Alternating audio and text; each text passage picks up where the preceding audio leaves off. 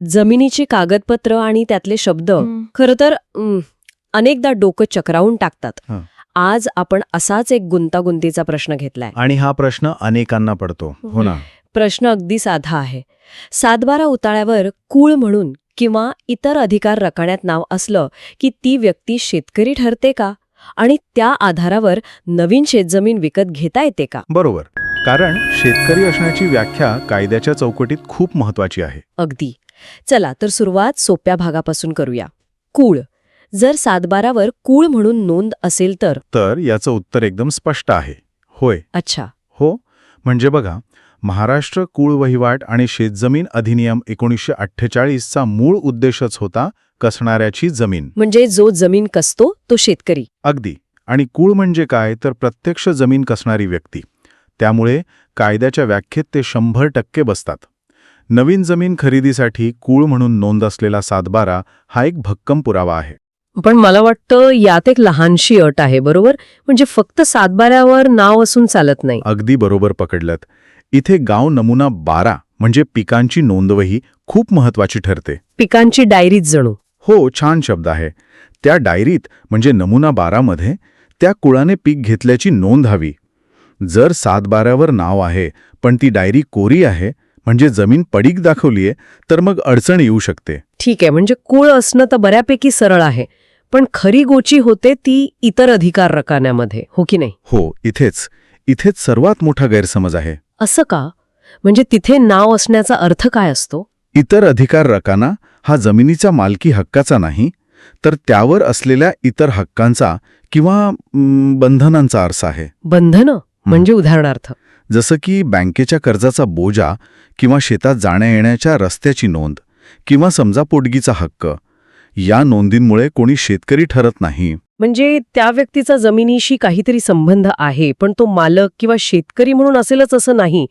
पण याला काही अपवाद नसतील का? आहेत. आणि इथेच विषय आणखी रंजक होतो.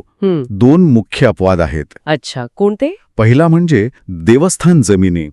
तिथे इतर अधिकारमध्ये वहिवाटदार म्हणून नाव असतं. आता हा वहिवाटदार जर पिढ्यानपिढ्या स्वतः जमीन कसत असेल आणि त्याची पिकांची नोंद असेल तर त्याला शेतकरी मानलं जाऊ शकतं. आणि दुसरा अपवाद? तो आहे पोटखराबाधारक, म्हणजे जमिनीचा असा भाग जो लागवडीखाली नाहीये, जसा की एखादा खडकाळ भाग. त्यावर जर कुणाचा हक्क असेल तर काही न्यायालयीन निर्णयाप्रमाणे ती व्यक्ती शेतजमीनधारक मानली जाऊ शकते. पण हे सिद्ध करणं खूप क्लिष्ट असणार. अगदी. हे दोन्ही अपवाद सिद्ध करणं खूप क्लिष्ट आणि वेळखाऊ असू शकतं. म्हणजेच इतर अधिकार रकान्यावर अवलंबून राहणं हे एक प्रकारचं कायदेशीर जुगार खेळण्यासारखं आहे. मग या सगळ्यातून व्यावहारिक आणि सुरक्षित मार्ग कोणता? एकदम सोपा आणि सुरक्षित मार्ग आहे जो आपले दोन्ही स्रोत सांगतात. तो म्हणजे कौटुंबिक शेतकरी दर्जा वापरणे. म्हणजे वारसा हक्काने मिळणारा दर्जा? हो. महाराष्ट्रातल्या कायद्यानुसार जर एखाद्या व्यक्तीचे आई वडील किंवा आजी आजोबा शेतकरी असतील, त्यांच्या नावावर शेतजमीन असेल तर ती व्यक्ती ही आपोआप शेतकरी मानली जाते. हा एक व्यावहारिक मार्ग नक्कीच आहे. म्हणजे इतर अधिकारच्या चक्रव्यूहात अडकण्यापेक्षा वडिलांचा किंवा आजोबांचा 7/12 आणि नात्याचा पुरावा जसा की जन्म दाखला जोडून जमीन खरेदी करणं सोपं पडतं. अगदी. कायदेशीरदृष्ट्या ते जास्त सोपं आहे. तर मग आपण या चर्चेचा सारांश काढायचा झाला तर असं म्हणता येईल का की 7/12वर कुळ म्हणजे जवळपास हो तुम्ही शेतकरी आहात, अगदी. आणि इतर अधिकार म्हणजे जवळपास नाही, जोपर्यंत तुम्ही काहीतरी असामान्य सिद्ध करत नाही. एकदम अचूक सारांश आहे. आणि म्हणूनच कौटुंबिक शेतकरी दर्जा हा अनेकांसाठी सर्वात सोपा आणि सरळ मार्ग ठरतो. आजच्या या चर्चेतून एक मोठा प्रश्न मात्र समोर येतो. कसणाऱ्याची जमीन हे तत्व 1948 पासून आपल्या कायद्याचा आत्मा आहे. पण आजच्या बदलत्या काळात बरोबर. जिथे कॉर्पोरेट फार्मिंग, कॉन्ट्रॅक्ट फार्मिंग हे सगळं वाढत आहे, तिथे जमीन कसणारा शेतकरी या आपल्या मूळ व्याख्येचं भविष्य काय असेल, कायदा त्याला कसा प्रतिसाद देईल, हा एक विचार करण्यासारखा प्रश्न आहे.